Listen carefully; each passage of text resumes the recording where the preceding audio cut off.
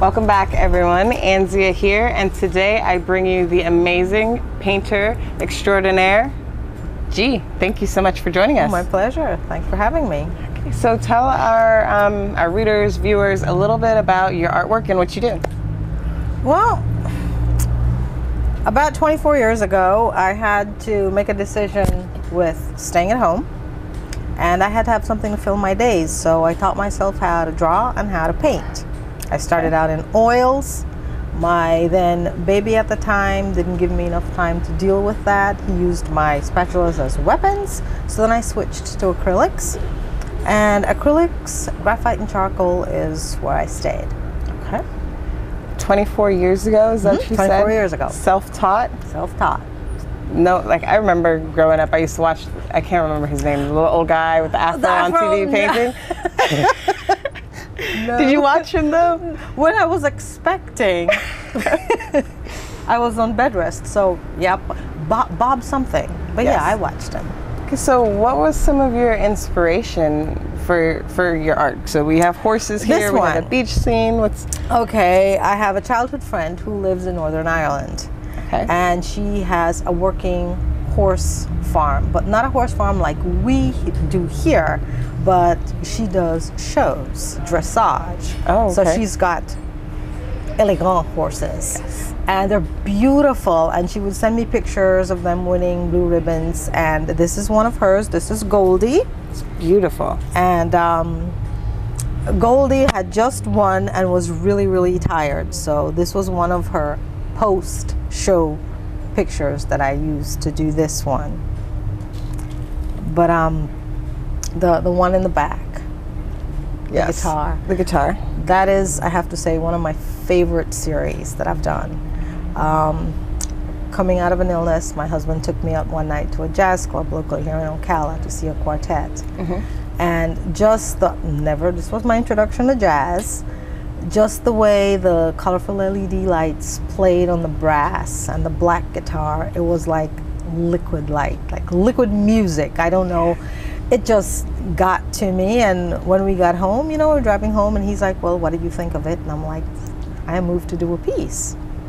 Fast forward a few weeks, and he came home to find this. This is one of 3. Just, that's how the music spoke to me in color. It's absolutely beautiful. Thank you. So where does your art go after you paint it? Or do you paint based on just inspiration, or do you have clients that contact you for specific work? All of the pieces you see here, okay, are just what I felt moved to paint from inspiration. But I also have quite a few of people that see my work locally, word of mouth, friends' homes, Facebook. Okay. And they just ask me to paint them, whatever. I have done florals, huge Georgia O'Keeffe style florals, where it's just like a really big canvas with a splash of color. I've done landscaping that a client saw out of her bedroom window. The 3 Sisters, I think they're called, in Washington State. I did a huge piece for her living room wall. I've done African silhouettes.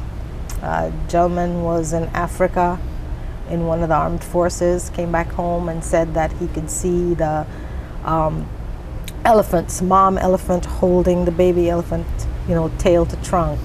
And he wanted that, and I did that. So I've done all sorts of things. One thing I don't do. What's that? People.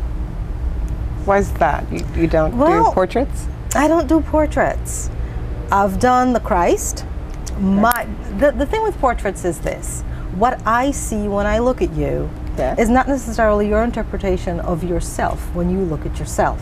Very true. So if you ask me, do a portrait of me, Gee, I'd be happy to, but after hours and hours of doing that, when I look at it, I see what I saw in you and the pictures that, you know, my husband would have taken, but you probably won't see the same thing. Art is subjective, you know what I mean? And some people just aren't that flexible. Very true. It is very true. They want a photograph, not my interpretation of. So I tell clients right up, I do not do portraits. I don't do people. So what's your favorite thing to paint? Right now? Yes. I'm in love with horses. Florida. This is the horse capital of the world. And I love horses. I have done the Irish horses from picture collages. Okay. So about a year ago, I met this horse owner at a New Year's Eve party. And she had seen my work through friends. And she brought out her phone with her babies. And she said, you need to come and meet my babies. Well, we had a good talk, you know, she went her way, I went another. She contacted me, and that's when reality hit. Because this city girl has never been anywhere near a horse besides the horses that you see around the square. Wait. Hold on.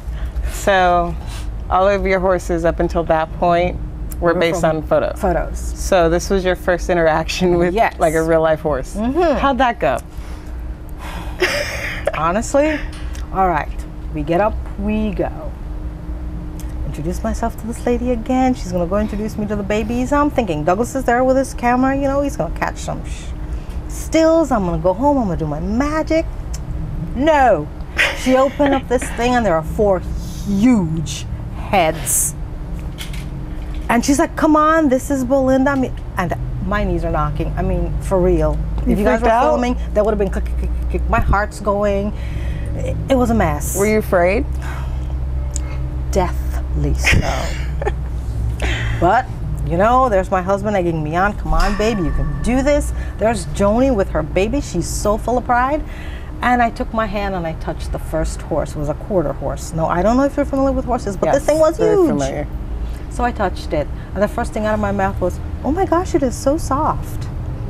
And I got it just overwhelmed. I mean, I was very emotional. She introduced me to all of them. I did touch all. Okay. I interacted with them. But when I went home, I mean, it was just different. You're painting from a collage of photographs. You know, you take an eye from here, a muzzle from here, mane, make it all into one thing, or like that one. But I never realized that even though I was painting in dimension, I was seeing flat. Yeah. When I touched it, when I looked at the eye was way different from what I painted. Way different. I mean, you could just touch it, you could feel the bones. It took on a whole new level in my work. That's beautiful. Yeah. I know you have a special piece with you, and Yes, I'm really interested in sharing the story with our viewers. Could you pull that out? Sure.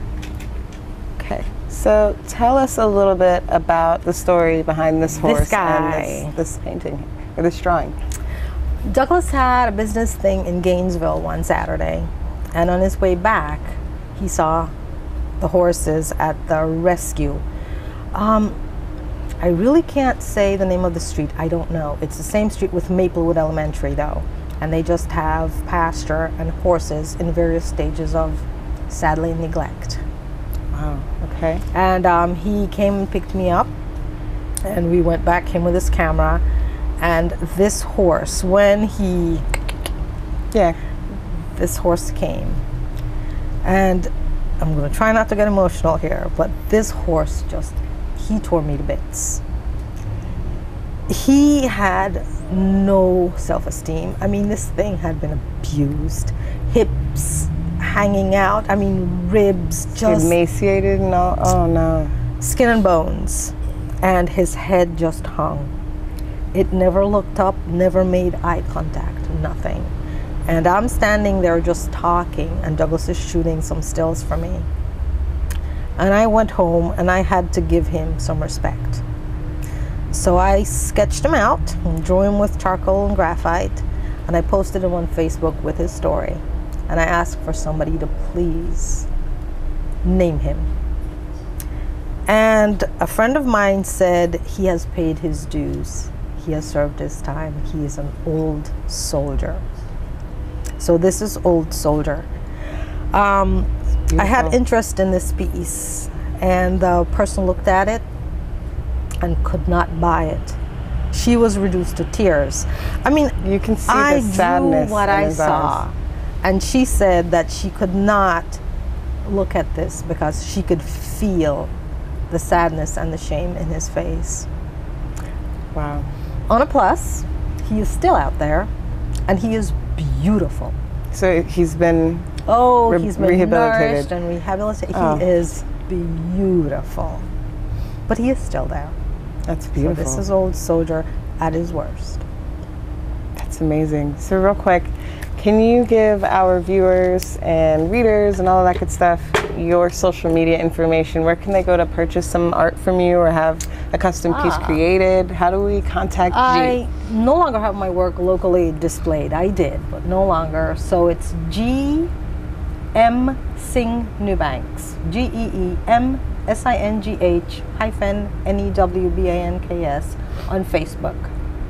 You'll get me, the real me. Okay. So there you go. Thank you again so much for joining us. Like, I'm so blown away by your work. It's absolutely amazing. Thank you for giving your time for our interview. Just been a pleasure. Thank you for having me. Well, you've seen it here first. The extraordinary painter extraordinaire, Gee. Be sure to check out her work and support your local artists. Check us out at AnzziaMagazine.com on all of that. Facebook, YouTube, Instagram, we're out there. You know, shout out to all of our artists. Thank you so much. Thanks. All right, it's a wrap. Love you guys.